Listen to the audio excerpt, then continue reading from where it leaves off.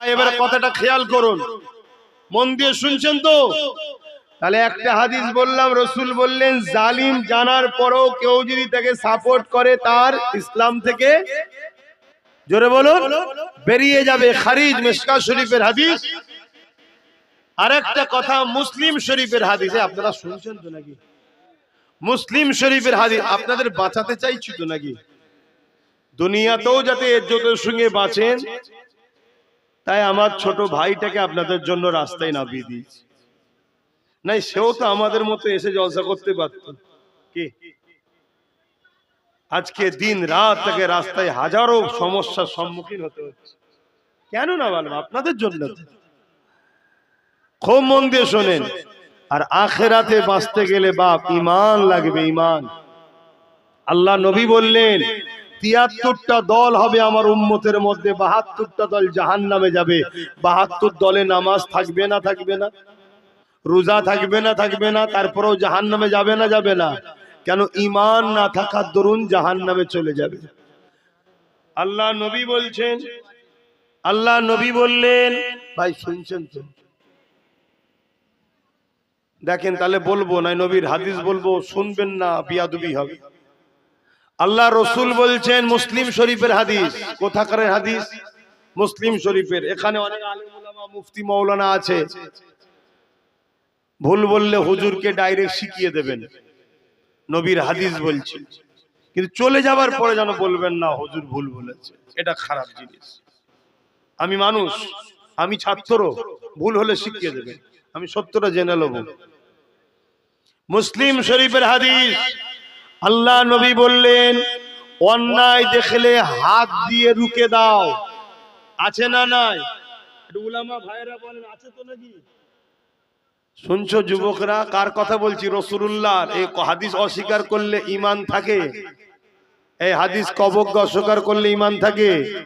আল্লাহ নবী বলছেন, অন্যায় দেখলে হাত দিয়ে রুখে দাও। যদি হাত দিয়ে রুখতে না পারো, মুখ দিয়ে অন্যায়ের প্রতিবাদ করো। যদি অন্যায়ের প্রতিবাদ করারও ক্ষমতা তোমার না থাকে, অন্তর থেকে ঘৃণা করে দূরে সরে যাও। অর্থাৎ অন্যায় দেখলে তিনটে বৈশিষ্ট্যের মধ্যে একটা বৈশিষ্ট্য নমুনা যেন তোমার মধ্যে থাকে।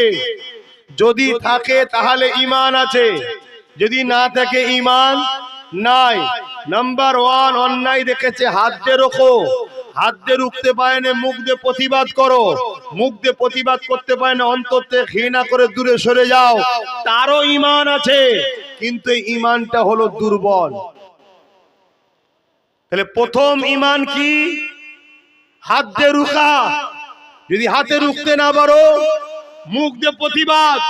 যদি মুখ দিয়ে প্রতিবাদ করতে না পারো, অন্তর থেকে ঘৃণা করো। তাহলে অন্যায় দেখে এই তিনটের মধ্যে কোনোটা যদি না থাকে, তার মধ্যে ঈমান, জোরে বলো, নেই। অর্থাৎ অন্যায় দেখেছে কেউ, হাত দিয়ে রুখেছে, সে এ ক্যাটাগরির ঈমানদার। হাত দিয়ে রুখতে পারে না, মুখ দিয়ে প্রতিবাদ করেছে, দ্বিতীয় স্তরের ঈমানদার। যদি মুখ দিয়ে প্রতিবাদ করতে নাও পারে, অন্তর থেকে ঘৃণা করে দূরে সরে গেছে, তারও ঈমান আছে, কিন্তু সে দুর্বল ঈমান। আমার মা বোন গুলো শুনছে তো নাকি? মন দিয়ে শোনো আম্মা বোনেরা, বাপ ভাইরা, বাঁচাতে চাইছি।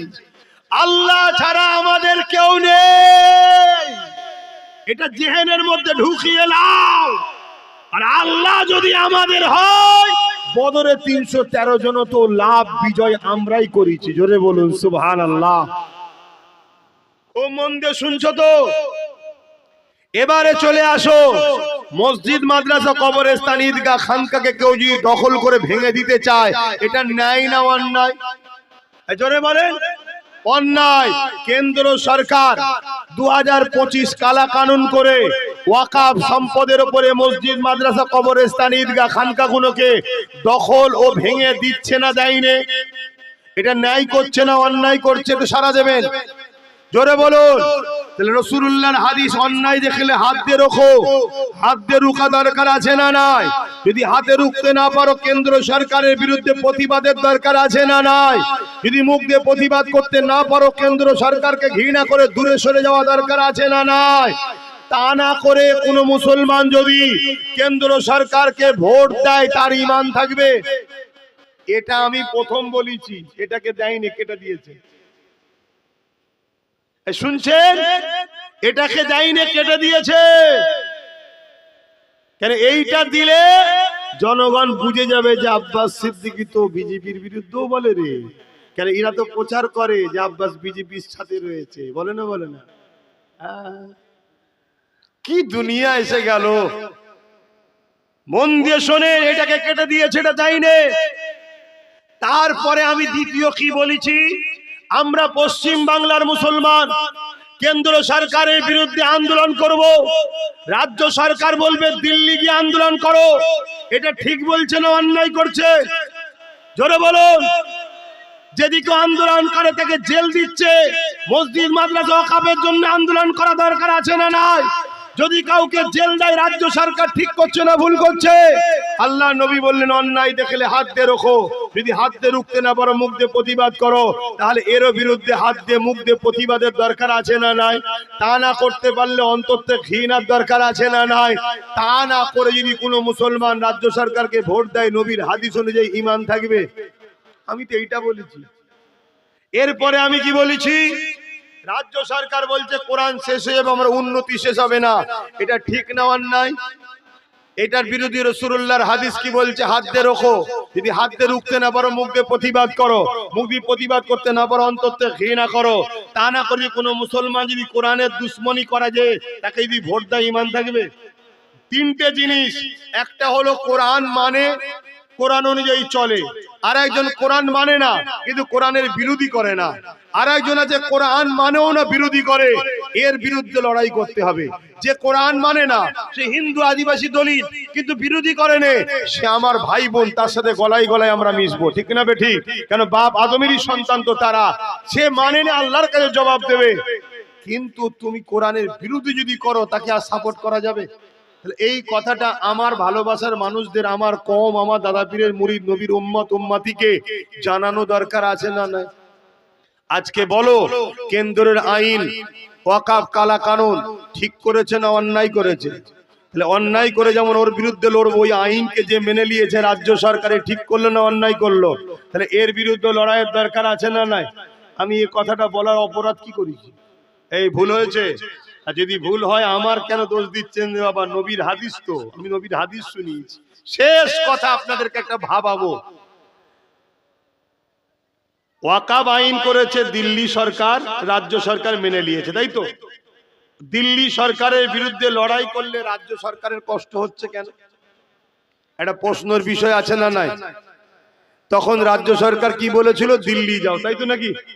বাংলাদেশে একজন ভাইকে মেরে দিয়েছে, অন্যায় করেছে, কিন্তু বাংলাদেশে মেরেছে, এই রাজ্যে শুভেন্দু আন্দোলন করছে। কই রাজ্য সরকার তো শুভেন্দুকে বলেন যে বাংলাদেশে গিয়ে আন্দোলন কর?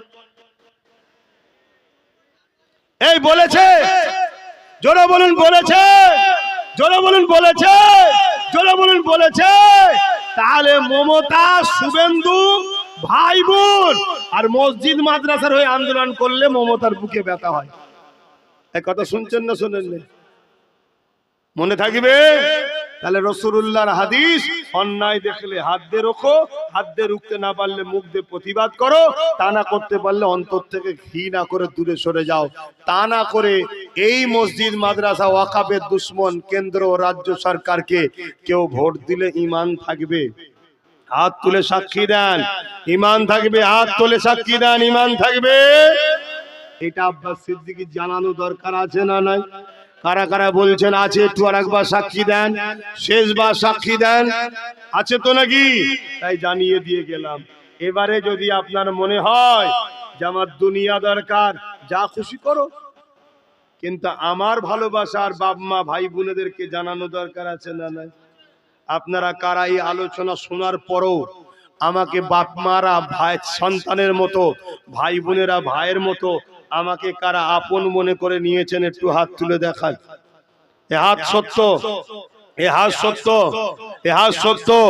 হাত নাবান। একজন ধর্মগুরু হিসাবে আমার মসজিদের দুশমন দিদি মুদির সাথে সাথ দেবেন না, মানা করে গেলাম।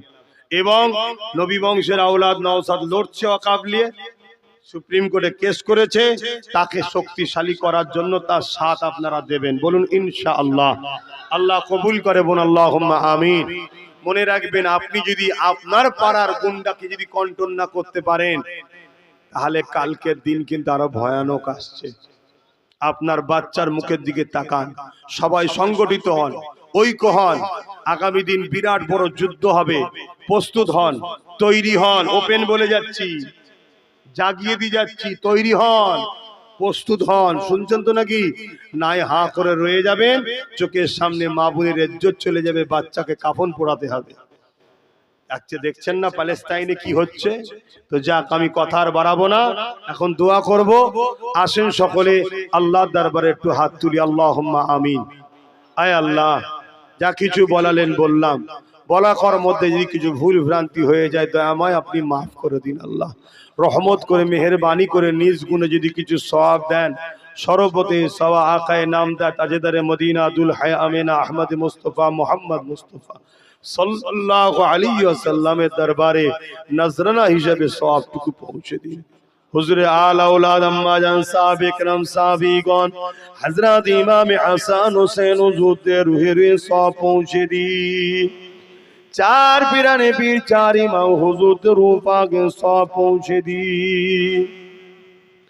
হে আল্লাহ, সুলতান হিন্দ গরিব নওয়াজ খাজা গরিব নওয়াজ হুজুরের রূহ পাকে সওয়াব পৌঁছে দিন। হে আল্লাহ, এই ক্যানিং এর জমিনে শুয়ে আছে আল্লাহ গাজী সাহেব হুজুর রূহ পাকে সওয়াব পৌঁছে দিন। মস্তান মঞ্জিল হুজুর রূহ পাকে সওয়াব পৌঁছে দিন। আমাদের সকলের পীর ও মুর্শিদ মোজাদ্দুদুজ্জামান দাদা হুজুর পীর কিবলা রূহ পাকে সওয়াব পৌঁছে দিন। দাদা পীরের পাঁচ কলিজার টুকরা খলিফা হুজুরদের রুহের সওয়াব পৌঁছে দিন। আল্লাহ পাক, আমরা যারা তুলিছ আমাদের প্রত্যেক বাপ মা দাদু দাদি নানা নানি শ্বশুর শাশুড়ি কুলমাই মুরব্বী যারা চলে গেছে, আল্লাহ প্রত্যেকের কবরকে বেহেশতের বাগান বানিয়ে দেয়। আল্লাহ আমাদের প্রত্যেকের হায়াত দারাজ করুন। বাপ মা স্বামী স্ত্রী ছেলে বলে হাসি খুশিতে রাখুন। প্রত্যেকের সংসারের অভাবকে দূর করে দিন।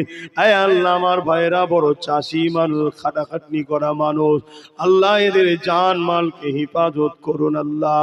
আয় আল্লাহ, হাবিবের খাতির রহমত করে দয়া করে মেহেরবানি করে আল্লাহ আমার দেশের উপরে আপনি শান্তি দেন। আমার দেশের সার্বভৌমত্বকে নিরাপদে রাখে। আমার দেশের সেনাবাহিনী, পুলিশ বাহিনী, বিএসএফ বাহিনী এবং আমার রাজ্যের পুলিশ বাহিনী সবাইকে সুস্থ ভালো রাখে এবং নিরপেক্ষতার সঙ্গে কাজ করার তৌফিক দেন। আয় আল্লাহ, আমার দেশের হিন্দু, আমার দেশের আদিবাসী, সাঁওতাল, বাগদি, খ্রিস্টান, মতুয়া প্রতিটা মানব মানুষকে সুস্থ রাখেন, ভালো রাখেন, প্রত্যেকের মধ্যে মিলে মিশে থাকার তৌফিক দেন। আয় আল্লাহ, হাবিবের খাতিরে আমাদেরকে দ্বীন ইসলামের উপরে জিন্দেগি করার তৌফিক দেন। ঈমানের সঙ্গে মরণ নসিব করে আমাদের সংসারে অভাব অনটন দূর করে দিন। আমাদের বাচ্চাদের কিসমতকে বড় করো আল্লাহ। আমাদের বাচ্চাদের মধ্যে থেকে অনেক আইএস আইপিএস জজ ডিএম বিডিও বানান, সৎ মুসলমান ভালো ছেলেদেরকে রাজনীতির নেতা বানান। আয় আল্লাহ, আমার ভাই নওশাদকে রাজ ক্ষমতা দান করুন। আয় আল্লাহ, এই জালিম হুকুমাতদেরকে আপনি ধ্বংস করে দিন। আয় আল্লাহ, মুনাফিক মুসলমানদের হাত থেকে মুমিন মুসলমানদের জান মাল ইমানের হিফাজত করুন। আয় আল্লাহ, আমাদের রাস্তার কাঁটাগুলোকে আপনি পরিষ্কার করে দিন আল্লাহ। আমার মা বোনেদের সংসারে অভাব দূর করে দিন, শান্তি দেন আল্লাহ।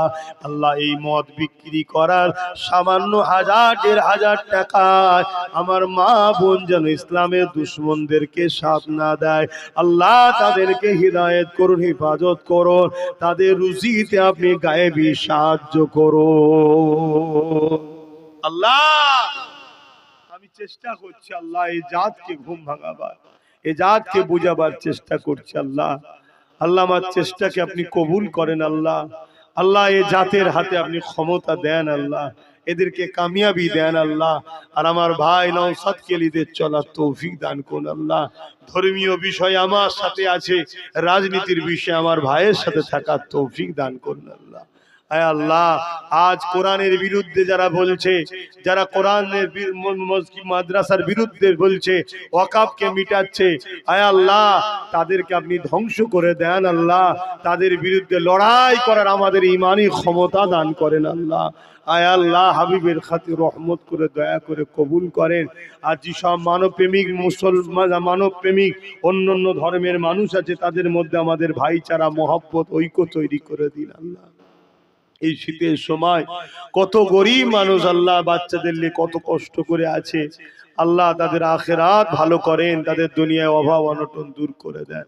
আমার নলেজ সিটিকে আপনি কবুল করে নেন। নলেজ সিটিতে যারা পড়াশোনা করছে ভালো রেজাল্ট করার তৌফিক দান করুন। আমিন আমিন আমিন। আল্লাহ হাসবুনাল্লাহু ওয়া নি'মাল ওয়াকিল, নি'মাল মাওলা ওয়া নি'মান নাসির। আপনি আমার জন্য যথেষ্ট, আপনার হাওয়ালায় ঘুরি, আপনার ভরসায় ঘুরি। আপনি আমার বারহাক লা ইলাহা ইল্লাল্লাহু মুহাম্মাদুর রাসূলুল্লাহ। একটা মিনিট উঠবেন না, দেখবো কে কথা শোনে। একটা কথা না, ও বলতে পারবো না। কি তাই কি 14 জানুয়ারি কি হয়েছে?